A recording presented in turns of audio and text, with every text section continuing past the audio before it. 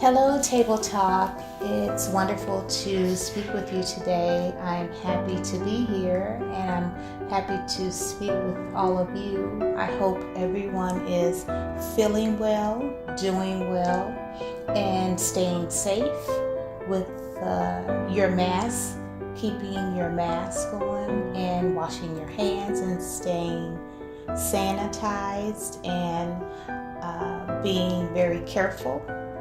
Hugs and kisses, invisible hugs and kisses. Like we always say, we can stay connected by giving us loving words and invisible hugs and kisses. Thank you so much for subscribing. Please share the videos and share our comments and our table talks, because that is good information that we can stay connected and we can stay strong. You keep me strong and I keep you strong with helping each other with good information and sharing our power, because once we are staying connected with information on how our positive antidotes and our mental muscle, how we execute our antidotes and staying together and keeping our mental challenges balanced throughout our daily living. And that's good. Those are good things. Thank you so much for the questions. I love the questions. Keep them coming in. I took the time to go through some of the questions, and I picked out one of the questions which is kind of relevant for today's atmosphere, which is really good for us, because it's okay. Sometimes when we talk about our mental challenges and we talk about what's going on in our lives, and let's talk about society as well. But we can go ahead and put that in there too, because it affects our thinking and affects the way we see things, and it affects the way we respond to things. And we always want to respond positively, and we definitely do not want to have irresponsible responses. So we want to stop and take a self-assessment of how we respond to things. So having those questions are absolutely wonderful. Keep those questions coming. So one of our members just wanted to have just a simple question, and the question was, how do I feel about what's going on today? So I appreciate the question. Thank you so much for the question. And I'm just going to let my hair down and just talk about how do I feel about what's going on today. Number one, I'm not happy about it. It's so sad. It's so hurtful. I feel like I'm operating with empty hands, so to speak. Like I see things, but I just can't get a handle on how to help. So when you're dealing with mental challenges, you sometimes get discombobulated and you get vertigo, because there's so much stuff going around. You don't know which direction to go and where can you place yourself to be a effective person. So, but I will say this. I wrote this down because sometimes when you want to respond to something, you want to respond so quickly and you want to respond with anxiety. But the first thing that came to my mind is what I wrote down. And it's, don't let your pain answer the question for you. Don't let your pain answer the question for you. Because if you allow your pain to answer the question for you, the response will be painful. And that is not the goal when you're trying to have a positive response. Your positive response has to come from a positive place.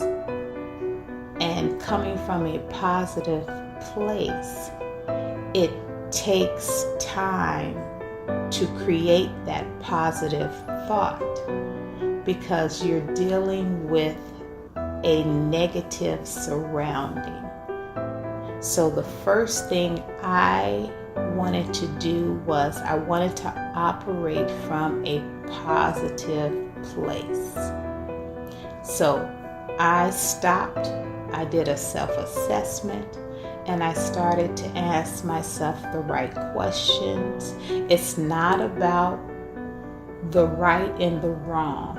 It's about where do I place myself so I can be effective. Now, when you think of proper placement, then you stop thinking of sides. Which side do I belong on? When you think of proper placement, you start to think of effectiveness. Then you remove that portion of clique. Do I belong in this clique or do I belong in this clique? It's not about cliques. It's not about who's my favorite. It's not, and this is my thinking from a patient's point of view. I don't want to be in this gang or that gang so I can be accepted. It's not that thinking. It's how can I be effective in the proper placement where I place myself. Because if I answer or have a response to society's behaviors, I will respond out of pain. Then my response is going to be painful. So, I don't want to have a painful response. Let's not do that. Let's stop, let's evaluate, and let's put positive antidotes that are effective. Now, when I say effective, I mean, what am I going to change with my response? Because I'm absolutely not going to waste my time. I don't want to waste my time. I want to change something. I want to make the bad situation not come back ever again. So that means that's some work I have to do. That means there's some people I have to talk to. That means I'm going to have to write down some good stuff. That means I'm going to have to sit in front of some leaders. And that means I'm going to have to partner. And it doesn't matter the partner as long as the outcome is effective. Now, I'm reiterating effectiveness because effectiveness means I can partner with someone I'm not happy with as long as the outcome is effective. And keep in mind, there is no finish line. It's only progress. That people think, oh, we're going to get there and it's going to be the finish line and then that's it. And I don't have to visit this no more. It's going to always be another challenge of some level that you have to tackle. It's just a new atmosphere of challenge, a new atmosphere of hurt that's they just put a twist to it that you have to tackle on another level. So it's just progress. You get a new law in and you start to execute that law, and then there's something else that you have to get a new law in on that level, maybe 5 years down the line. So it's something that you should have a clear understanding on when you're saying being effective and not operating out of an anger stance. When you operate from an anger stance, then you're letting the atmosphere dictate how you respond to society's behaviors. And you don't want to do that, because everything, if that's the case, everything makes me upset. Then, oh my goodness, then I'm going to be responding willy-nilly all day long. And that's not effective. We want to be effective, because effective means my children and my grandchildren get to reap the benefits of my effectiveness. And your effectiveness can be on any level.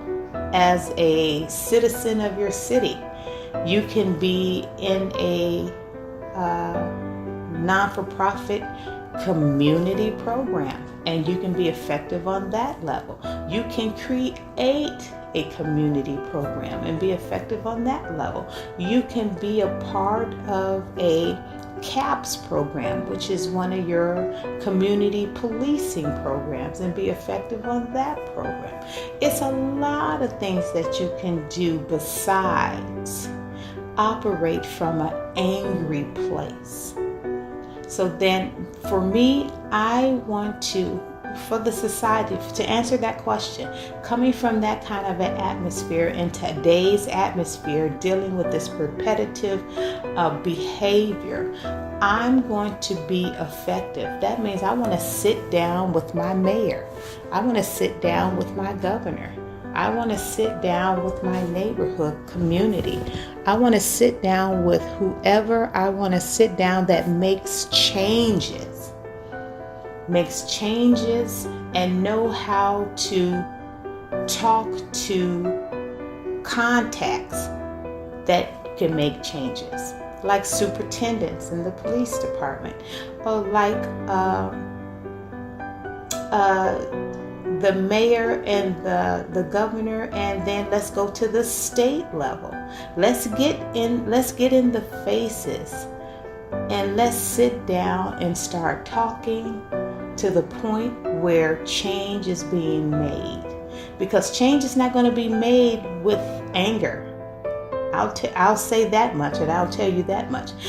Change is not going to be made with anger, but change will be made when you start putting voting to the test, and you start being committed to voting the wrong people out and the right people in.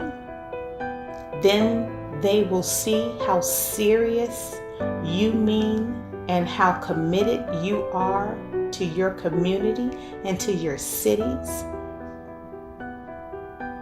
Then you will absolutely have their ear. So then for that question, how do I feel about society's atmosphere? I'm not happy about it. I think it's a bad thing. I think it's trying to divide us and tear us apart.